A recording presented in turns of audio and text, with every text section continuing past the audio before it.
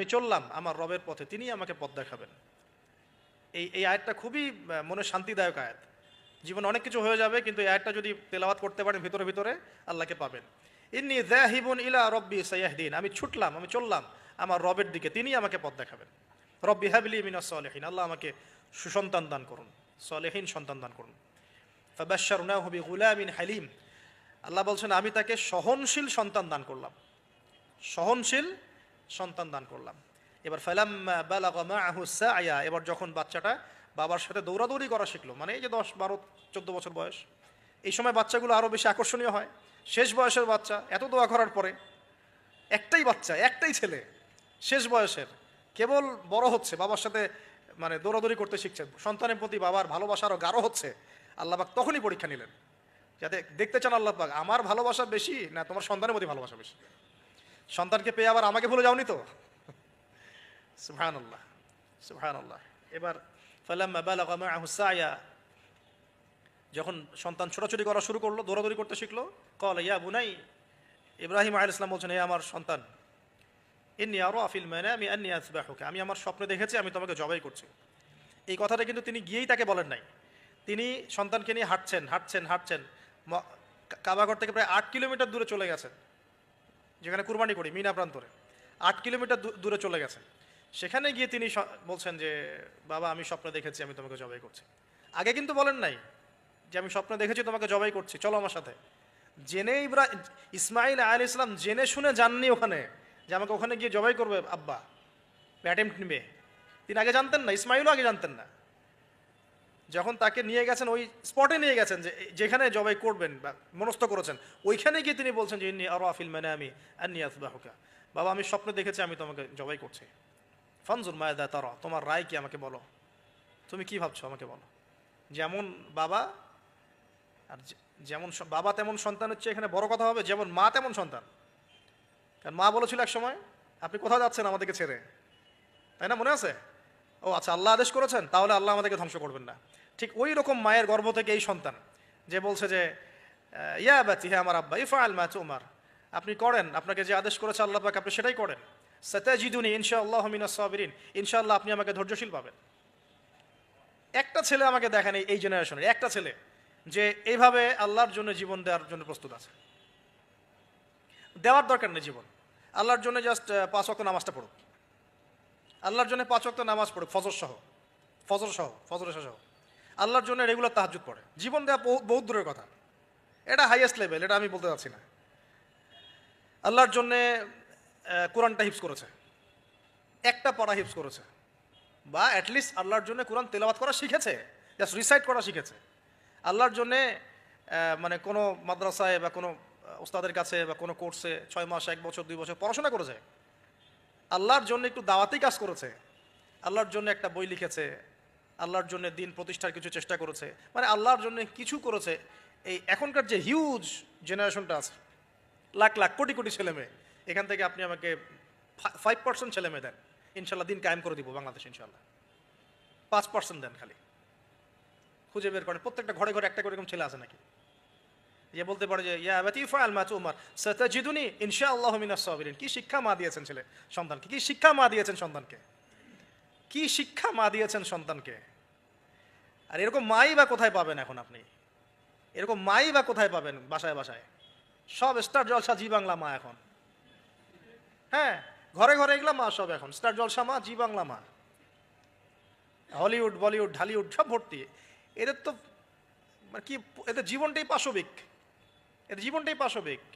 এমন মাদেরকে স্ত্রীদেরকে আমরা ঘরে নিয়ে আসতেছি যে স্বামীর হায়াত কমায় রেখে দিচ্ছে একেবারে, সারাদিন দুনিয়া দুনিয়া দুনিয়ার দুনিয়া।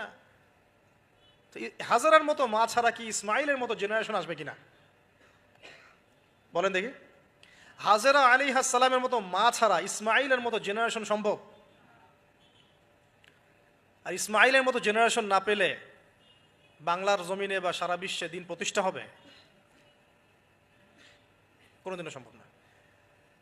তো ইসমাইল আলাইহিস সালামের এই কথার পরে, এই কথা যখন বাস বাবা তো এখন বুঝে ফেললেন যে আমার ছেলে তো যেই সেই ছেলে না, সে আবার ইনশাআল্লাহ বলেছে, ইনশাআল্লাহু মিনাস ফালাম্মা আসলামা ওয়া তাল্লাহু লিল জামিন। আল্লাহ পাক এত চমৎকার করে কোরআনের মধ্যে মানে আয়াতগুলোকে নিয়ে এসেছেন বালাগাত এত উঁচু মানের।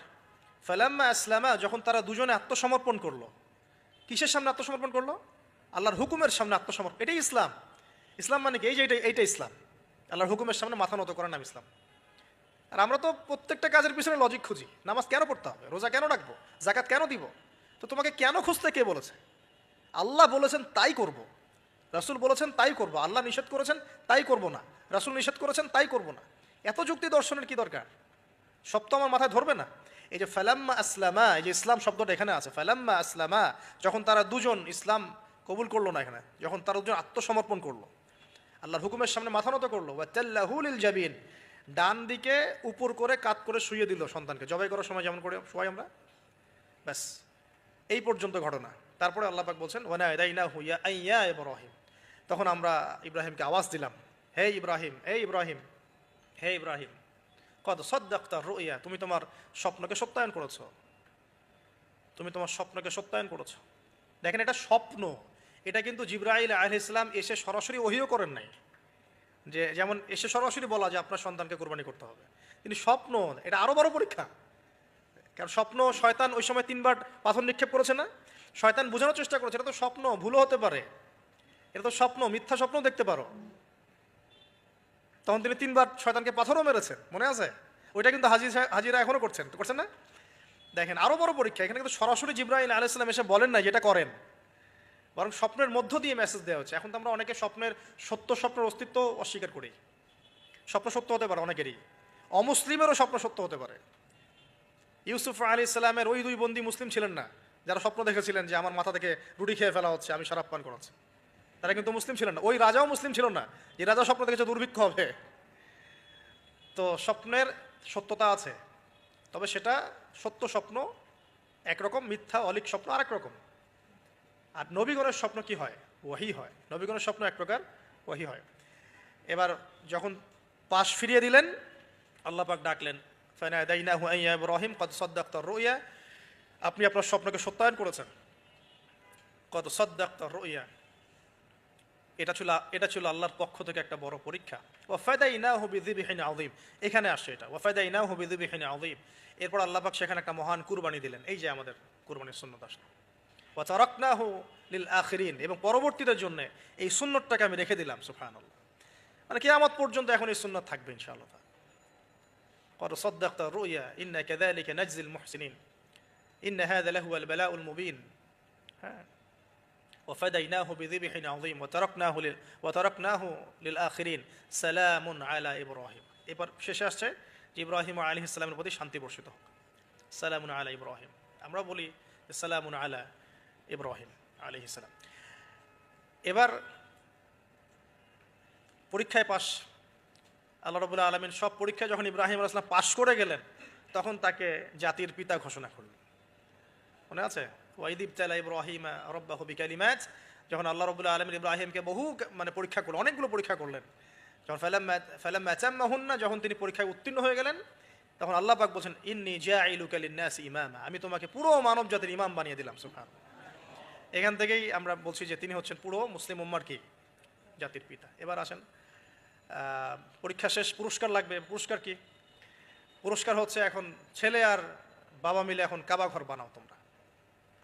সুবহানাল্লাহ, কত বড় সম্মান! আল্লাহ পাকের ঘর নির্মাণ করো বাবা ছেলে মিলে, বাস ছেলে বাবা মিলে কাবা ঘর নির্মাণ করছে। দেখেন এই স্মৃতিটাও কত মধুর, ছেলে বাবা মিলে কাবা ঘর নির্মাণ করছে। দেখেন, হ্যাঁ, ওয়াতাহির বাইতি লিত-তাইফিনা ওয়াল আকিফিনা ওয়া রুকআইস সুজুদ, আমার এই ঘরটাকে কি করো? পবিত্র রাখো, তাওয়াফকারীর জন্য, ইতিকাফকারীর জন্য, নামাজ পড়বে যারা। এখনো সেটা চলছে, কিন্তু এখনো চলছে। এরপরে বানানো শেষ, তখন দুজনে দোয়া করছেন, দুটো দোয়া, রব্বানা তাকাব্বাল মিন্না ইন্নাকা আনতাস সামিউল আলিম। এটা আমরাও দোয়া করি, রব্বানা তাকাব্বাল মিন্না ইন্নাকা আনতাস সামিউল আলিম ওয়া তুব আলাইনা ইন্নাকা আনতাত তাওয়াবুর রহিম। এটা একটা দোয়া করেছেন। রব্বানা ওয়াবআথ ফীহিম রাসূলাম মিনহুম ইয়াতলু আলাইহিম আয়াতিকা ওয়া ইউআল্লিমুহুমুল কিতাবা ওয়াল হিকমা ওয়া ইউযাক্কিহিম ইন্নাকা আনতাল আজিজুল হাকীম। এই দুটো দোয়া তিনি করেছেন ওখানে। তো দোয়া শেষ, কাবা ঘর নির্মাণ করা শেষ। ইব্রাহিম আলাইহিস সালাম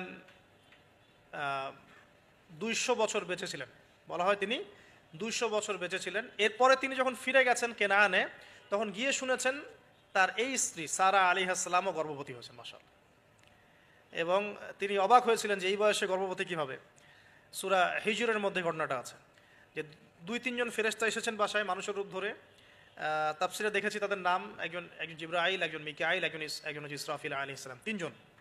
তিনজন এসেছেন মানুষের রূপ ধরে। এবং ইব্রাহিম আলাইহিস সালাম বাছুর ভুনা করে দিয়েছেন খেতে। ইব্রাহিম আলাইহিস সালামকে কিন্তু এই জন্য বলা হয় মেহমানদের পিতা, মেহমানদেরও পিতা বলা হয়। খুবই মেহমানদারি করতেন তিনি, খুব বেশি মেহমানদারি করতেন। আরবে এই ট্রেডিশনটা এখনও আছে, মেহমানদারি করানোর ট্রেডিশনটা এখনও আছে। তো তারা হাত বাড়িয়ে খাচ্ছে না, এটা দেখে তিনি ভয় পেলেন। তখন তিনি বললেন যে ভয় পাওয়ার কোনো কারণ নাই। তারা বললেন ভয় পাওয়ার কোনো কারণ নাই, আমরা এসেছি লুতের কওমের কাছে, ওই কওমের উপরে আযাব অবধারিত হয়ে গেছে এবং আমরা এখানে সেখানে আল্লাহর গজব ফেলবে। তো এরপরে কি হলো ওটা তো আপনারা জানেন। এখানে সুসংবাদ দিয়েছিলেন যে আপনার স্ত্রী সারা, তিনি সন্তান জন্ম দিবেন ইনশাআল্লাহ। তো সারা আলাইহিস সালাম তিনি অবাক হয়েছেন যে এই বয়সে কীভাবে। তখন তারা বলেছেন আল্লাহর রহমত থেকে কি আপনি অবাক হচ্ছেন। তার গর্ভে এরপরে জন্ম নিল ইসহাক আলাইহিস সালাম। ইসহাক আলাইহিস সালামের পরে আসছে ইয়াকুব আলাইহিস সালাম। তারপরে ইয়াকুব আলাইহিস সালামের আরেকটা নাম হচ্ছে ইসরাইল, তার নামে পুরো কওমের নাম বনু ইসরাইল। তারপরে ইউসুফ, ইউনুস, এই যে এভাবে ট্রেন চলতে থাকে। বলা হয় যে 1,24,000 নবী রসুলের মধ্যে, বলা হয় 1,24,000 নবী রসুলের মধ্যে বেশিরভাগ নবী এই বংশে এসেছে আর কি। তাহলে দেখেন, যে নারীর সন্তান হচ্ছিল না দীর্ঘদিন ধরে, সেই নারী হয়ে গেলেন নবীগণের মা। সেই নারী হয়ে গেলেন কি আল্লাহ পাকের রহমত। তাহলে তাদের পরিবারে কত পরীক্ষা, কত ট্র্যাজেডি, কত রহমত, কত আল্লাহ পাকের মারেফত, অলৌকিকতা। তো এই সব কিছু মিলিয়ে হচ্ছে আমাদের এই যে আপনার জিলহজের 10 দিন, কুরবানি, আমাদের হজ, আমাদের ওমরা, আমাদের তাওয়াফ, আমাদের সাই, আমাদের কুরবানি, যে আমাদের পাথর নিক্ষেপ করা, এই পুরো বিষয়গুলো ইব্রাহিম আলাইহিস সালামের এই মহান জীবনের সাথে সম্পৃক্ত আছে।